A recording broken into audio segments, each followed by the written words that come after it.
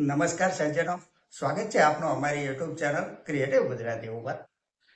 તો સજ્જનો, ફાઇનલી 2 દિવસના ઘટાડા પછી માર્કેટ આજે ફ્લેટ રહ્યું છે અને નિફ્ટી ઇન્ડેક્સ 33 પોઈન્ટ વધીને 23,412 બંધ આવ્યો છે. આજે નિફ્ટી મેટલ ઇન્ડેક્સ 3.20% પ્લસમાં રહ્યો છે. નિફ્ટી ઇન્ડિયા ડિફેન્સ ઇન્ડેક્સમાં 2.10%ની તેજી રહી છે. સ્ટોકમાં આજે સ્ટીલ ઓથોરિટી ઓફ ઇન્ડિયામાં 14%ની તેજી રહી છે અને સ્ટોક 201 રૂપિયા બંધ આવ્યો છે. ડિક્સોન ટેકનોલોજીસમાં 0.10%ની તેજી રહી છે.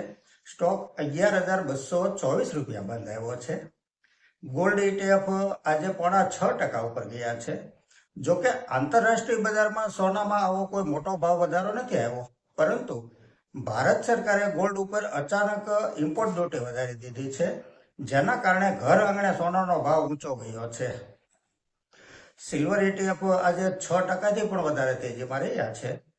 ક્રૂડ ઓઇલ આજે $108 પ્રતિ બેરલ ટ્રેડ કરી રહ્યો છે.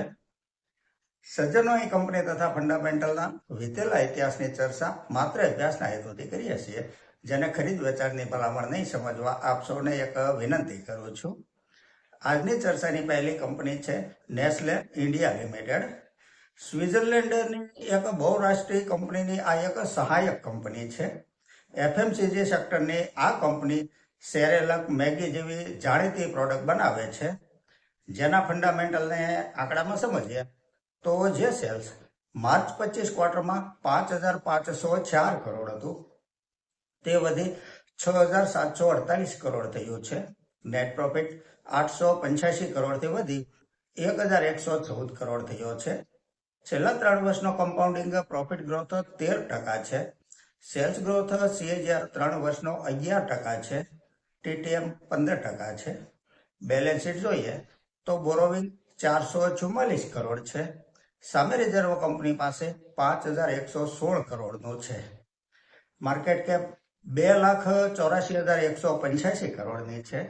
સ્ટોક પ્રાઇસ 1,474 રૂપિયા છે. 52 વીક હાઈ 1,499 રૂપિયાનો બનેલો છે. પી રેશિયો 82 છે. ROCE 84% છે. ROE 73% છે. ડિવિડન્ડ yield 0.82% છે. શેર હોલ્ડિંગ પેટર્ન જોઈએ તો પ્રમોટર હોલ્ડિંગ 62.76% છે. FII પાસે 9.74% હોલ્ડિંગ છે. DII પાસે 12.40% હોલ્ડિંગ છે અને પબ્લિકનું હોલ્ડિંગ 15.09% છે. કંપનીએ વિતેલા 1 વર્ષમાં શેર હોલ્ડરોને 24% રિટર્ન આપ્યું છે. આ એક કન્સિસ્ટન્ટ પ્રોફિટેબલ કંપની છે. આગળની કંપની છે કિર્લોસ્કર ન્યુમેટિક કંપની લિમિટેડ. 1958માં સ્થપાયેલી કિર્લોસ્કર ગ્રુપની આ એક ઘણી જૂની કંપની છે, જે માલ સામાનના પરિવહન માટે લોજિસ્ટિક બિઝનેસ કરે છે. ખાસ કરીને જેમ કે તેલ, ગેસ, ઇસ્પાત, સિમેન્ટ, ખાદ્ય પદાર્થ, રેલવે, સમુદ્ર તથા અન્ય ઉદ્યોગો જેવા વિભિન્ન ક્ષેત્રો માટે સેવા પ્રદાન કરે છે. માર્ચ ક્વાર્ટરનું રિઝલ્ટ રજૂ કરી દીધું છે, જેને આંકડામાં સમજીએ તો જે સેલ્સ માર્ચ 25 ક્વાર્ટરમાં 583 કરોડ હતું, તે વધી 706 કરોડ થયું છે. નેટ પ્રોફિટ 81 કરોડથી વધી 144 કરોડ થયો છે. છેલ્લા 3 વર્ષનો કમ્પાઉન્ડિંગ પ્રોફિટ ગ્રોથ 36% છે. સેલ્સ ગ્રોથ CAGR 3 વર્ષનો 12% છે. ઓપરેટિંગ પ્રોફિટ માર્જિન 26% છે. બેલેન્સ શીટ જોઈએ તો બોરોવિંગ 0 છે. આ એક સંપૂર્ણ કર્જ મુક્ત કંપની છે. રિઝર્વ કંપની પાસે 1,238 કરોડનું છે.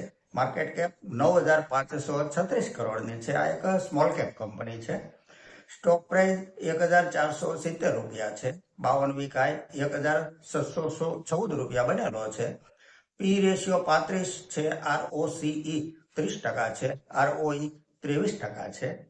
ડિવિડન્ડ yield 0.68% છે. ફેસ વેલ્યુ 2 રૂપિયા છે.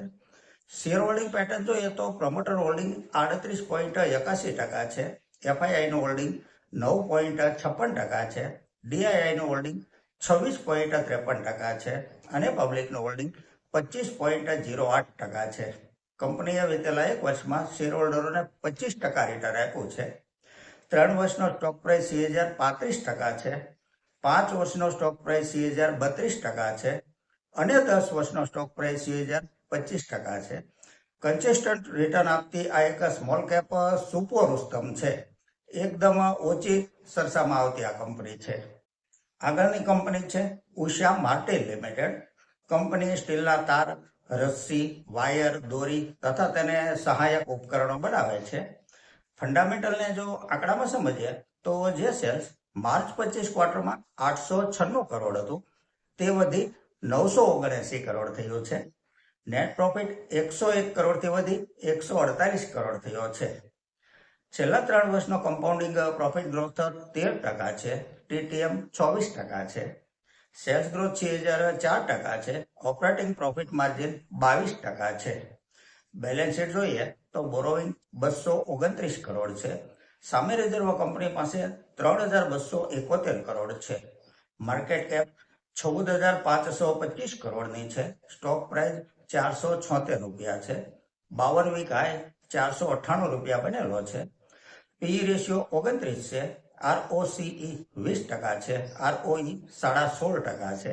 ડિવિડન્ડ yield 0.63% છે.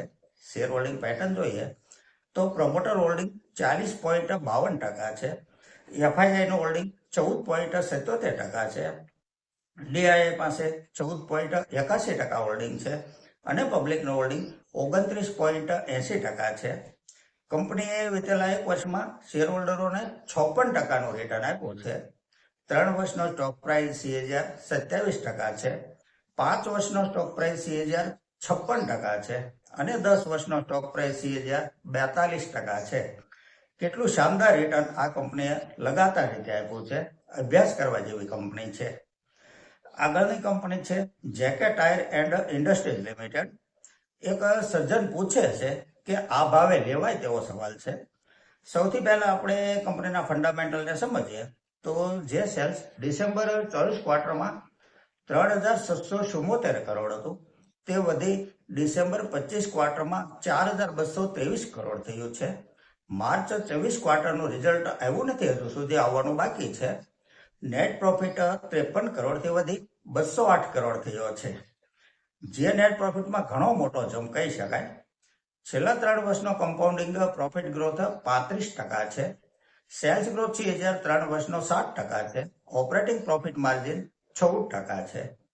બેલેન્સ શીટ જોઈએ તો બોરોવિંગ 4821 કરોડ છે. સામે રિઝર્વ કંપની પાસે 5185 કરોડનું છે. માર્કેટ કેપ 10,974 કરોડની છે. સ્ટોક પ્રાઇસ 381 રૂપિયા છે. 52 વીક હાઈ 612 રૂપિયા બનેલો છે. પી રેશિયો 15 છે. ROCE 13% છે. ROE 11% છે. ડિવિડન્ડ yield 0.79% છે. ફેસ વેલ્યુ 2 રૂપિયા છે. શેર હોલ્ડિંગ પેટર્ન જોઈએ તો પ્રમોટર હોલ્ડિંગ 51.72% છે. એફઆઈઆઈ નું હોલ્ડિંગ 18.59% છે. ડીઆઈઆઈ નું હોલ્ડિંગ 7.45% છે અને પબ્લિક પાસે 22.23% હોલ્ડિંગ છે. કંપનીએ વિતેલા 1 વર્ષમાં શેર હોલ્ડરોને 14%નું રિટર્ન આપ્યું છે. 3 વર્ષનો સ્ટોક પ્રાઇસ 24% છે. 5 વર્ષનો સ્ટોક પ્રાઇસ 27% છે. કંપની પ્રોફિટેબલ છે અને ખાસ કરીને પી રેશિયો 15 છે. તેની સામે ઇન્ડસ્ટ્રી પી 23 છે. તેનો અર્થ એ થાય કે પોતાના ક્ષેત્રની અન્ય કંપનીની સરખામણીએ સસ્તા લેવલે ટ્રેડ કરી રહી છે. દોસ્તો, આગળ વાત કરીએ તો આપણા દેશના પ્રધાનમંત્રી શ્રીએ વિતેલા 2-3 દિવસ પહેલા હૈદરાબાદની એક સભામાં દેશના નાગરિકોને 1 વર્ષ માટે સોનું નહીં ખરીદી કરવા અપીલ કરી હતી અને સાથોસાથ પેટ્રોલ ડીઝલનો પણ વપરાશ ઘટાડવાનું કહ્યું હતું, અલબત્ત વિનંતીના રૂપમાં. પરંતુ ત્યાર પછી સાહેબને એવું લાગ્યું છે કે દેશની જનતા કદાચ અપીલનો અમલ કરે યા ન કરે, એના કરતા સોના ઉપર ઇમ્પોર્ટ ડ્યુટી વધારી દઈએ આપણે, અને વધારી પણ દીધી છે, જેની અસર આજે ગોલ્ડ ETF ઉપર જોવા પણ મળે છે. જો કે ઇમ્પોર્ટ ડ્યુટી વધારવાથી આપણા દેશમાં સોનું અલગથી મોંઘું થઈ ગયું છે, જે આવનાર સમયમાં સામાન્ય માણસોને ત્યાં આવતા સામાજિક પ્રસંગોમાં તકલીફ પણ ઊભી કરશે. કારણ કે સામાજિક રીત રિવાજ અને રૂઢિ પ્રમાણે જે કરવું પડતું હોય ને તે કરવું જ પડતું હોય છે. તો સજ્જનો, આ સાથે આજની આ ચર્ચા અહીં પૂરી કરીએ છીએ. જો આપને આજની આ ચર્ચા પસંદ આવી હોય તો લાઈક કરજો, શેર કરજો, મારી ચેનલને સબસ્ક્રાઈબ કરજો. નમસ્કાર.